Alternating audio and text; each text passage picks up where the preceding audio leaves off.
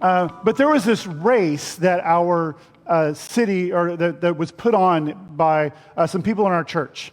And so they put on this race. It was a 3-mile race, and I decided I was going to run it.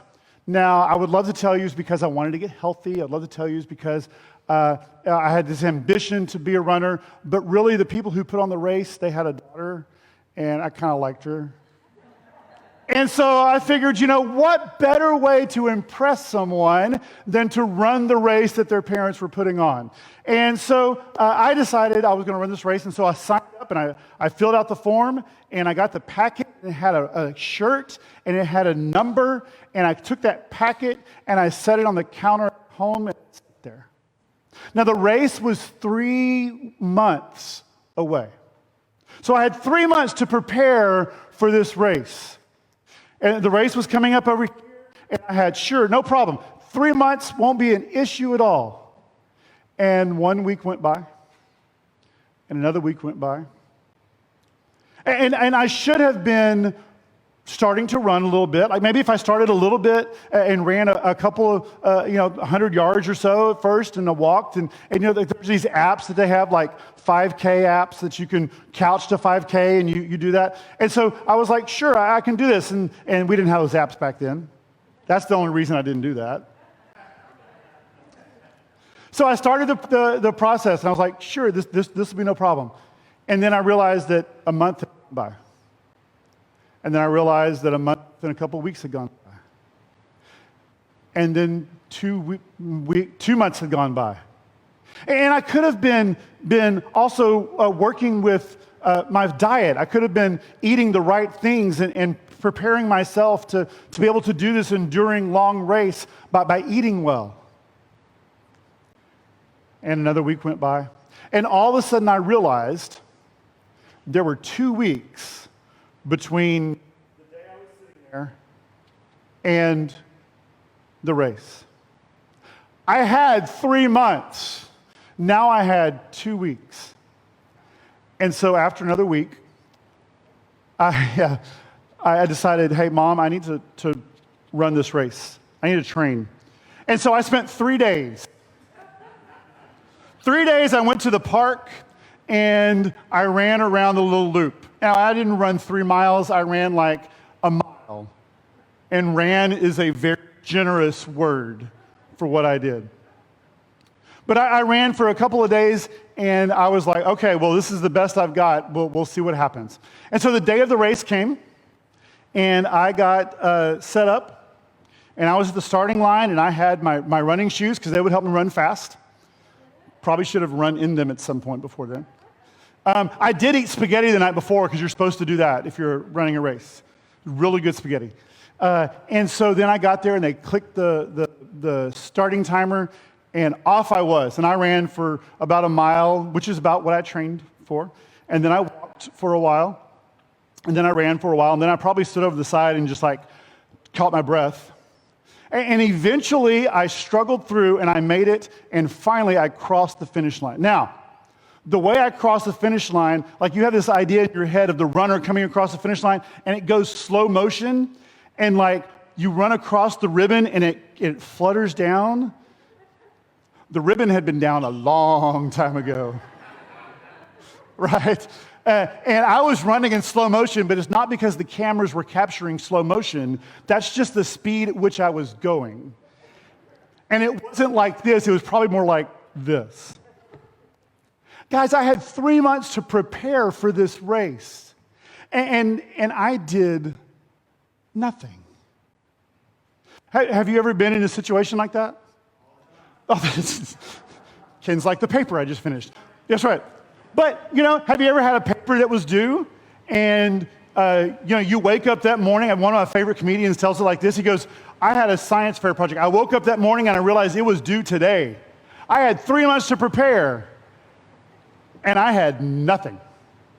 Or maybe that's someone coming to visit, like Miss Kristen talked about. Someone come and visit your house. My family was coming to visit me this week. And so I've been at home, and when I unloaded stuff, I kind of took things out of boxes, and I set the boxes aside, and I, set everything up, and And I was sitting there, a couple days ago going, you know what, they're coming here, and I don't want the first impression that my wife and my son have to be boxes everywhere. And I needed to get food from the store, so we had something to eat. So the last minute, we weren't trying to figure out what we were going to eat. And get the Christmas decorations out so they could be put up. Now, I didn't put them all up because they would have been rearranged for me anyway. So I had them ready for Megan to put up, and we got that all done. But have you ever had that time in your life when you have something coming up, and you know it's coming, you know it's about to happen, and you have time to prepare, and you don't? We're talking about waiting well. And I think that what we learn from the process of waiting helps us to value and to appreciate when that happens. And we can either wait for things to change, or we can change how we wait. Matthew 3:1-6. I'm going to read it again because I want you to hear those words. I want you to hear about waiting. I want you to hear about preparing. I want you to hear about a promise. In those days, John the Baptist came preaching in the wilderness of Judea and saying, "Repent, for the kingdom of heaven has come near." It's coming. This is he who spoke through the prophet Isaiah. And so then they quote Isaiah 43. And it says this, 43. And it says this, "A voice of one calling in the wilderness, prepare the way for the Lord, make straight the path for him." Then it gives us a little detail about what John wore, which I thought was a great little thing to throw in there, that he wore clothes made of camel's hair, and he had a leather belt around his waist, and his food was locust and wild honey. Anybody ever had locusts before? Or crickets? There we go. I actually have had crickets. Not what I'm going to put on my thing that I'm going to live on. It was a side, just an extra deal. But he ate locust and wild honey, and people went out to him from Jerusalem and all Judea and the whole region of the Jordan, confessing their sins. They were baptized by him in the Jordan River.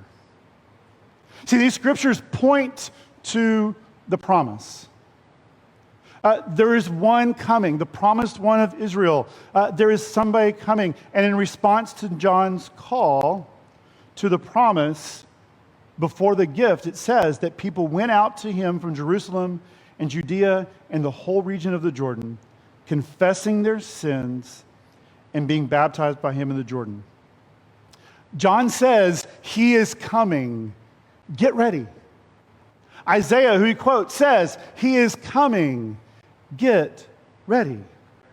And so I ask you today, he is coming. Are we ready? Because how we wait matters. What we do between the time that we are promised and the time that it comes, how we wait matters. What are we doing to prepare? I don't know how you count down days to something, but we have calendars and things that we use, or maybe on your phone, or maybe just a piece of paper, or you may just wake up and go, I think this is happening in a couple of days. Sometime. I'll just wait till it happens. But at our house, we have this Advent calendar. And it's got 25 little spots, and so you're supposed to put a piece of candy in each spot. We got it out yesterday, so it didn't have all the candy in there. But Eli loves it because he'll be gone for a week, and he'll come back, like next week he'll come back, and he'll get to eat like 7 pieces of candy at once so he can catch up, and he doesn't share. But so maybe it's an Advent calendar, or maybe it's a Google calendar, or even here in the church we have the Advent wreath. And so each of these candles has marks a different week. And so we light a candle each week, and eventually on Christmas Eve we'll light the Christ candle in the middle. So that's how we count down.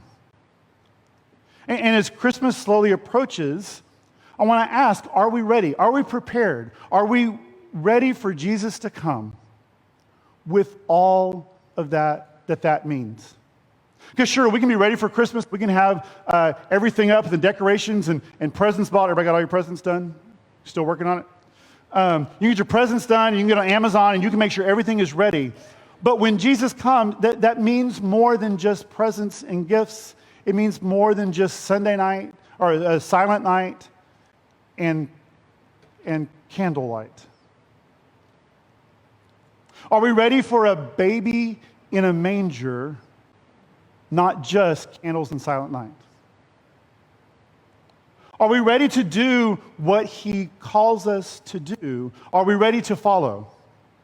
Are we ready to welcome the one who says, love your neighbor, realizing that our neighbor is anybody in or around us, anybody near us, those who look like us and those who don't, those who believe as we do, those who don't, those who live near us, those who don't.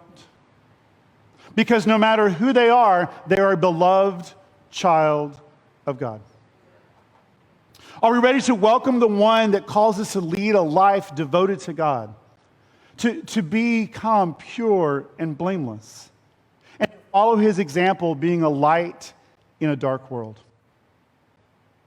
Are we ready to welcome a king born in a manger, who leads us to a life devoted to God, and who came not to set us above everyone else, but to show us how to be servants, to show us how to give selflessly to those around us? Advent is a time of waiting. Are we waiting well? Because we can wait for things to change, or we can change how we wait. Waiting for things to change means that we sit idly by and just watch things happen. Waiting for things to change, we don't think about we don't take responsibility. It's easy to blame someone else or our circumstances or our culture or our world, or that's just how it is, or that's just how we've always done it. Waiting for things to change means we release our responsibility and let go of our influence. But what if we change how we wait? Changing how we wait means that we prepare our hearts by opening our eyes to see the hurting world around us. Changing how we wait means we prepare our minds through devotion and reading scripture, preparing and changing what we know about God. And it means that we prepare our soul, prepare our hearts through prayer and through reflection for him. See, we have this time. We have this time between what's promised and the gift. We have this period of Advent to prepare our hearts, prepare our minds, prepare our home for the coming of the King. So what will you do? How will you wait well? If you were to pick one thing, and think about that, what is something that you could do now, between now and Christmas, that would change how you are waiting? That would change, maybe that is picking up and saying, you know what, I'm behind on my Bible reading, but I'm going to read from now until Christmas. Or I'm going to pray, or I'm going to take the prayer lists that are sent out, and I want to make sure, for this week, for these next 2 weeks, I'm going to commit to pray. Or I'm going to be more available to my family. A break's coming up, and I've got an opportunity to take this time to set a habit. Because you know what? If I had been running that race and I had done those things, if I had sat there and changed my diet, if I had changed how I exercised, if I had changed how I prepared, it wouldn't just change me for that moment. It wouldn't just change me for that race. It would change me afterwards. And so what we do while we wait, how we prepare, is not just for a day of Christmas. It's not just for something coming up. It starts us on a journey of constantly changing our hearts and our minds and our souls as we prepare for Christ. What we learn from this process helps us to appreciate the promise more. And we can either wait for things to change or change how we wait.